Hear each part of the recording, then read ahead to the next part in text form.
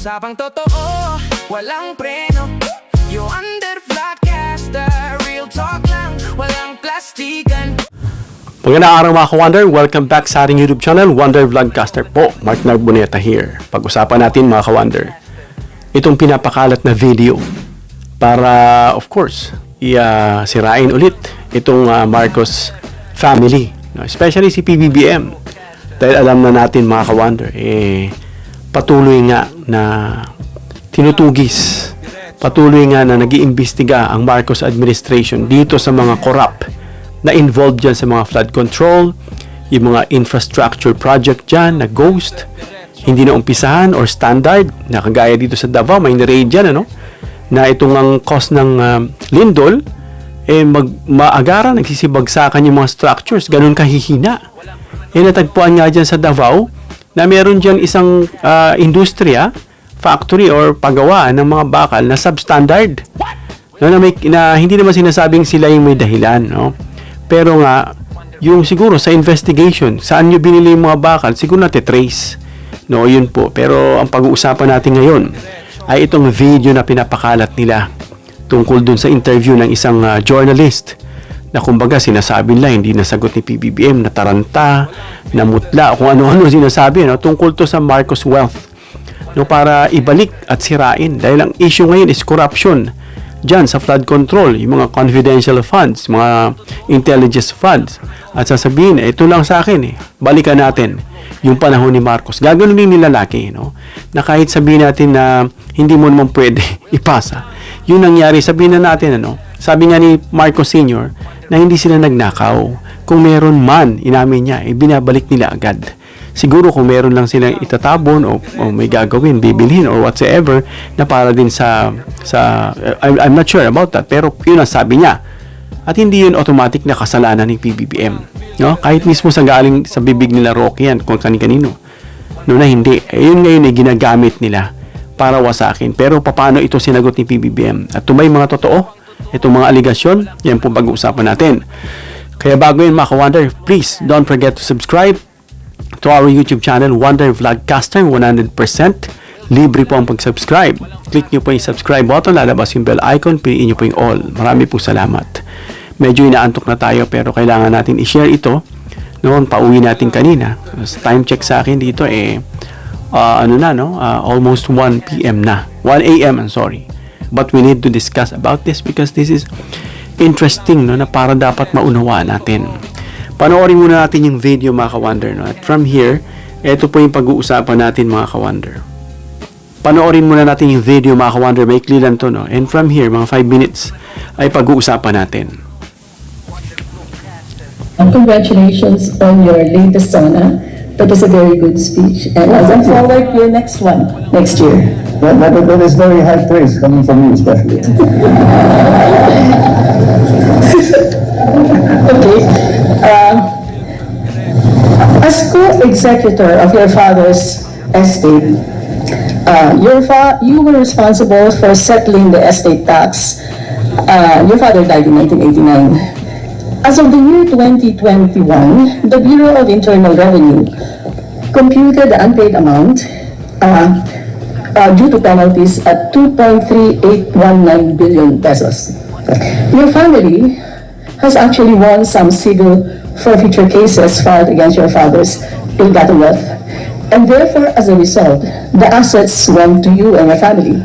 Have you settled the estate tax due to these assets you already won, plus the penalties that accrued as a consequence of not only not paying the estate tax, but also not filing any estate tax return, at the very least from 1990 to 2021? And if you have finally settled the estate tax, what were the terms of the settlement? You asked me this question a couple of years ago, and I'm afraid I have to give you the same answer. Because as you write about, let me just first go back and make one point. The reason we won those civil cases is because they were proven to be not ill-gotten wealth. And so to characterize them as ill-gotten wealth, immediately I have to respond and to say, kaya nga kami nanalo. dahil napatunayan namin na hindi ito ill-gotten wealth. Anyway, to get to your question, I'm afraid I have to give you, again, I'll tell you the same thing I told you then. You know more about this than I do. And I have to admit that I have neglected some of my duties as co-executive because I've been very busy with all the things that a president is busy with. And when it comes to when it comes to prioritization for things that I spend time with and that I focus on, this is a family matter. The matters of state and governments are 1,000 times more important than any family matter. In fact, I would say 113 million times more important than any family matter. And that is why I've left it to the lawyers. My mother plays her part, she's the other co-executor. But again, you will have to talk to my legal advisors about that. I'll give you the number of my lawyers and they'll be happy to explain really the evolution of this entire thing. I hear about it in passing, but I don't really sit in on meetings and I don't really concern myself with that so much. I believe that I have some very good legal advice and I leave it up to them. First of all, I'm not a lawyer, so that legal advice is not something that I fully understand, and it's not something that I spend time on. Like I said, it's a family matter which pales in importance in comparison to what I have to do in my day-to-day work. I'm sorry, I cannot give you a better answer than that. Mr. President, if you pay the estate tax, that would form part of the income of the government. Okay. And you could use it for AFP modernization, or the poor, or for building schools. So that is a very important thing. Anyway, sir, my next question also was about 2 years ago. I asked you, in the last FOCAP luncheon with you, I asked you about the Arelma assets. The? Arelma Oh my God, I assets. haven't heard that word in Yes, almost 20 but years. sir, your lawyers are finding the case up to now in New York. These were originally funded in 1972 when your father declared martial law, using a shell corporation named Arelma in Panama. Arelma placed around $2 million in a brokerage account in Merrill Lynch. And much later, Arelma told the PCGG the assets form part of their parents' ill-gotten wealth, and the bearer forms pertaining to those assets were turned over to PCGG. But you, through your lawyer, blocked the actual turnover by Merrill Lynch to the Philippine government. It's stuck somewhere in a Singapore bank. In the last FOCAP luncheon, I asked you for an update on the case, and you specifically told me, talk to my lawyer. Again. I therefore now ask you to give me the name of your lawyer and how to get in touch with him, and could you tell him, please, that I will be calling him and I have your permission along with him. Thank you. Yes, please do that because I cannot add anything Yes, to sir, it. but In fact, Okay, so yung mga ka-wonder, pinuto na natin doon kasi almost finished na yon. Yun yung journalist na hinahabol-habol si PBBM. Ano? Dahil meron siyang tanong na, I think, para sa iba, hindi ito nasagot. No? At yan yung pag-uusapan natin mga ka-wonder, yung mga keywords na ginamit niya. No, yung una na-discuss doon na narinig natin yung estate tax, mga features na yan, penalties, Arelma assets, Kaya himay-himayin natin mga ka-wonder kasi yung iba nalilito kung yan ba lahat ay iisa. No, unang issue muna, itong estate tax, na ginagamit kasi itong umiikot na balitang ito para siraan nga ang Pangulong Marcos. Tungkol sa mga ill-gotten estate tax, Arelma, yung mga nabanggit. Yung unang issue, itong estate tax mga ka-wonder, Yan tanong kasi nitong journalist, na tungkol dun sa estate tax, na same question he asked or she asked BBBM. At sinagot nga siya na the same question na isasabihin niya nga na talk to my lawyer. Itong estate tax, yung penalties at forfeiture na maaring naipon nga mga ka-wonder, dun sa time ng kanyang ama dahil hindi nabayaran itong estate tax. Alam niyo pong estate tax na to, napaka delikado nito kapag hindi nyo nababayaran dahil hihilain ito ng gobyerno. Wala kayong titirhan. May mga narinig na ako niyan. Actually, if I'm not mistaken, ito ba yung nangyari doon sa kay Helen Bella, doon sa anak niya? Correct me if I'm wrong, mga ka-wonder, parang estate tax yung issue dyan na hindi niya nabayaran ang tinasabi sa kanya ng journalist at hindi pa siya nag-file ng estate tax return sa loob ng mahabang panahon. Kumbaga, negligent sila sa part At hindi talaga sila nagbayad ng estate tax. Yun ang pagkakasabi nitong journalist. Kaya ang punto sa tanong mga ka-wonder, kung babayaran o i-settle ang estate tax, no? Anong magiging terms ng settlement at magkano kailangan bayaran? Yun yung parang tanong niya kay PBBM. Ano? Kaya sagot ni PBBM mga ka-wonder, sabi niya, parehong sagot lang din ang isasagot ko sa iyo. Yung tanong mo sa akin, no? Na gaya ng tanong mo na nakaraang taon. No? Kaya pareho din ang sagot niya na lawyers ang magsasagot nito sa kanya. At dagdag ni PBBM, yung masakit siguro sa tenga, sinasabing ill-gotten. Kaya nga namin na ipanalo, dahil ito hindi ill-gotten, na ipanalo nga eh. Ibig sabihin, binigay ng korte sa kanila. Dahil, of course, malakas yung kanilang depensa. So yun nga, hindi yan ill-gotten. Kahit yung nauna mga ka-wonder na sabi nakuha ng PCGG na sequester o kung ano man term dyan, yun din ay pinaniniwalaan ni PBBM na hindi ill-gotten. It just happened na mahina yung kanilang depensa that time kasi nga galing sila sa exile at kung ano-ano pang rason. Ano. At ang tanong nga dyan mga ka-wonder ng iba kung nakuha yan ng PCGG, nasa na yan? No, dapat dyan imbestigahan din yan mga ka-wonder. Ano. Kasi yan yung tanong na nakikita natin, nababasa natin. No, kung yan yung tanong na hindi naman natin alam dahil that time I was in high school. I don't know what age was I during those years. But still, dun po yung question na nag-e-echo hanggang ngayon. No, saan napunta yan? May mga narinig pa tayo dyan mga kababalaghan na kung ano-ano pinagpuntahan pero tsaka natin pag-usapan yan. At yun nga, giniit nga ni PBBM na hindi siya ill-gotten. Yung mga ari-arian na tinutukoy niya. At sabi niya mga ka-wonder na naging co-executor siya. Kaya nang sabi ng babae, no? Ng estate nila, ngunit napabayaan niya, inadmit niya naman na naging negligent siya tungkol doon dahil abala ang Pangulo, no? Doon sa sinasabing family matter. No? Habang yung pagiging Pangulo, alam natin na ang tungkulin niyan is mas mahalaga, mas malawak dahil ito ay tungkol sa buong Pilipinas. At yung since family matter nga yan, hindi mo yan maikukumpara dito sa buong paghawak niya ng ating bansa. At sa halip mga ka-wonder na talakayin niya yung detalye ng itong mga legal status, sinabi niya na lang dito sa journalist. Ibibigay niya na yung contact information ng abogado niya at kausapin niya ito. No? Itong journalist para masatisfy kasi last year pa niya tinatanong to si PBBM na itong ang journalist ikilala bilang anti-Marcos at pinuri niya naman si PBBM dun sa SONA at na maganda raw at medyo satire I'm not sure kung satire o sarcastic yung sinabi ni PBBM na thanks a lot, maraming salamat coming from you, yun yung term kasi alam niya na binabanatan siya nito at against to sa mga Marcos. So yung compliment na yun, it meant a lot for him kasi nga coming from you. At itong punto nga ng journalist mga ka-wonder ay tungkol dun sa epekto sa publiko. Binanggit kasi niya nitong si Reza Robles pangalan niyan mga ka-wonder, no? Na kung mababayaran daw o kung nabayaran na yung estate tax, maaari daw yung kita nito na binayad nila PBBM ay papunta sa gobyerno. No? Magiging magamit yan. Kasi ang hinuhuli niya lang siguro si PBBM kung nagbayad. Kasi kung nagbayad, yung pera magagamit sa AFP modernization, sa education, no, sa programa ng mga pahihirap, Kaya ang issue mga kawada ay hindi lang tungkol dito sa pamilya Marcos, kundi pati sa mga posibleng epekto nito, no, sa public funds at taxpayers na napapanahon sa panahon natin ngayon. Diyan sa kay Sara Duterte na nililitis. Public funds yan at yung tax sa BIR, no? At isa pang issue na inopen itong si Robles ay itong Arelma. Nasabi nga ni PBBM, almost 20 years ko nang hindi naririnig yan. At that time, hindi naman partaker si PBBM sa mga kaso kaya wala siyang alam. Lately lang yan na ipasa sa kanya. No?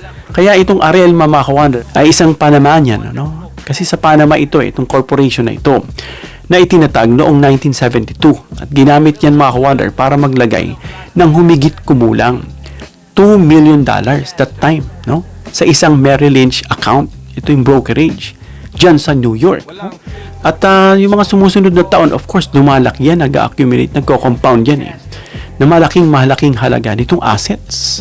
Kaya yung 2 million na yan, mga ka-wonder, I think I heard na nasa 40 million na siya something. No, yan yung kino-question itong journalist, mga ka-wonder. Dahil itong Arelma assets, mga ka-wonder, ay naging bahagi ng matagal ng legal proceedings tungkol dyan sa alleged ill-gotten wealth. Sa mga legal battles ng Marcos, inaano yung Arelma na yan. No? Kaya itong PCGG na tinatag sa panahon ni Cory, no, itong Presidential Commission on Good Government, na niloloko nga ng iba na yun nga kasi nga nakuha nga yung pera ng yung Marcos Wealth. And tanong, saan napunta? Saan dinala ng PCGG?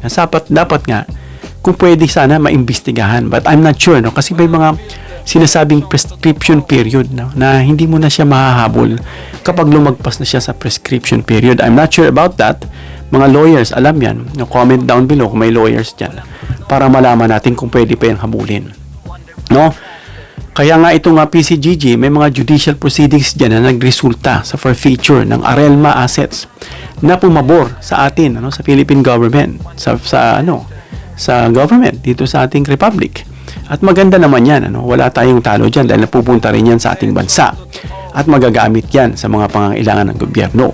Mahalaga kasi mga ka-wonder na ihiwalay natin itong estate tax issue dyan sa forfeiture issue ng estate tax ng mga Marcoses, no? Dahil yung usapin yan, mga buwis mga ka-wonder, no? At paglipat ng ari-arian. Dahil nung namatay nga, pag namamatay kasi mga ka-wonder ang nakapangalan, yung parents, kunyari, of course, nilipat yan doon sa mga heirs, tagapagmana. May mga taxes din dyan na bayaran. Yan, kagaya na, pati ito yung estate tax, no? Kaya mga ka-wonder, itong habang pinag-uusapan itong forfeiture, kung yung property ay dapat mapunta sa estado dahil sa unlawful acquisition. Yun ang punto doon na na-acquire yan, no, unlawfully at dapat mapunta sa estado, sa atin, no? At tungkol dito sa Merrill Lynch na nabanggit niya at yung turnover, mga ka-wonder, hindi yan yung Merrill Lynch, ay M-A-R-Y. Ito ay Merrill, M-E-R-I-L-L, tapos Lynch, L-Y-N-C-H, no? At yung turnover niyan, nagkaroon mga ka-wonder kasi ng legal dispute, no? Kung kanino dapat i-turn over yung Arelma funds. Na itong Arelma nga, ni-report nga ito dyan sa PCGG. Ayon din dun sa journalist. Kaya mga ka-wonder, hindi ito simpleng sitwasyon lang na kung saan maaring basta ilipat. Yung Merrill Lynch na yan, no? Yung pera ng Philippine government. Dahil may iba pang parties mga ka-wonder na nag-a-assert, no, ng claims ng assets na yan. Kaya hindi ganun kadaling usapin yan. Kaya sa bagong developments mga ka-wonder, itong Arelma assets ay naging subject siya mga ka-wonder sa mga enforcement proceedings dyan sa United States. No? Nitong 2025 na balitaan natin yan, ano? Na pinagtibay nga ng US, no? Second Circuit na itong ang enforcement ng Philippine Forfeiture Judgment, no?